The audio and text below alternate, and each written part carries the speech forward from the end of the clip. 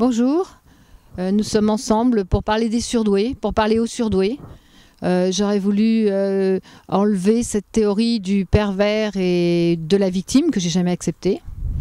Je vois pas pourquoi le surdoué se fera attraper par un pervers et qu'elle deviendrait du nom de surdoué, elle passerait au mot victime. Donc c'est un peu compliqué, c'est un peu complexe. Donc je vous propose de vous raconter l'histoire d'un arbre que j'ai observé dans mon jardin, qui est un eucalyptus. L'eucalyptus est un arbre qui garde ses feuilles, ce qu'on appelle un persistant, qui garde ses feuilles printemps, automne et hiver, et qui a besoin d'un tuteur pour tenir le tronc, sinon l'arbre a tendance à tomber vers le sol. Voilà, et ça m'a fait penser au surdoué, qui avait un feuillage très vert, été, automne, hiver, printemps, qui était très gai, très enthousiaste, comme le surdoué. Le feuillage de l'eucalyptus a ce côté comme ça, très feuillu. Et en plus, il a des vertus, il a d'autres vertus, c'est-à-dire que l'eucalyptus, on s'en sert médicalement pour assainir et antiseptique pulmonaire.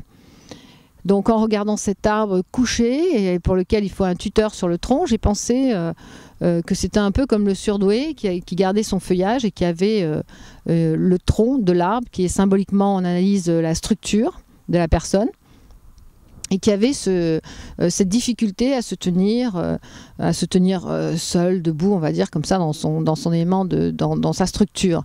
Donc on doit le mettre à cet arbre un tuteur, c'est-à-dire un morceau de bois rigide, et qui va tuturer l'arbre et lui permettre de s'élever, mais qui ne concerne pas du tout sa partie feuillage, sa partie odorante éventuellement, et tous ses bienfaits. Voilà. Et alors, en observant le tuteur et l'arbre tuturé, j'ai pensé qu'effectivement, on était dans une situation qui était similaire au surdoué et ce qu'on a appelé son pervers.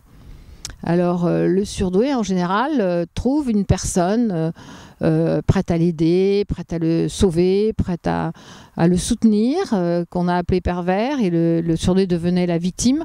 Si on changeait les termes, on pourrait dire que le surdoué a besoin d'un tuteur, sans lequel il ne peut pas forcément se tenir droit, mais ça ne l'empêche pas de vivre et de rigoler et d'avoir toute cette partie comment dire, active et créative qu'a le surdoué.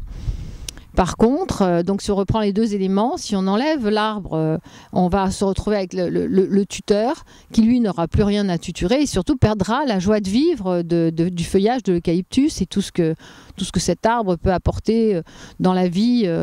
Et donc la partie tuteur qui tenait cet arbre, la rigidité de cet arbre, perd de sa joie de vivre. Voilà, on se retrouve avec un bout de bois en plein milieu du jardin qui a aucun sens, qui a juste le pouvoir de sa rigidité.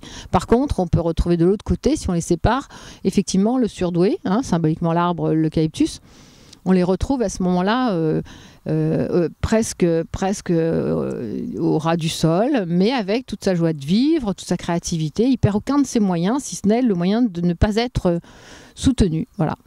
C'est pour ça que je vous propose qu'on efface pervers et victime, qui est épouvantable, qui est très dur à supporter, ce mot victime, puisque beaucoup de surdoués très créatifs, très HPE, je vous expliquerai après ce que c'est HPE, ont souvent besoin de s'appuyer sur une personne rigide qui va les soutenir et qui après devient une espèce d'emprisonnement. Donc à quel moment et qui est prisonnier de l'autre? C'est-à-dire que le tuteur a besoin de son arbre pour exister.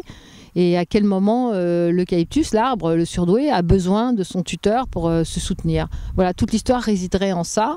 Et je vous propose qu'on continue ensemble ces travaux de recherche en observant la nature pour déduire une autre conclusion que, effectivement, le pervers est sa victime. Merci.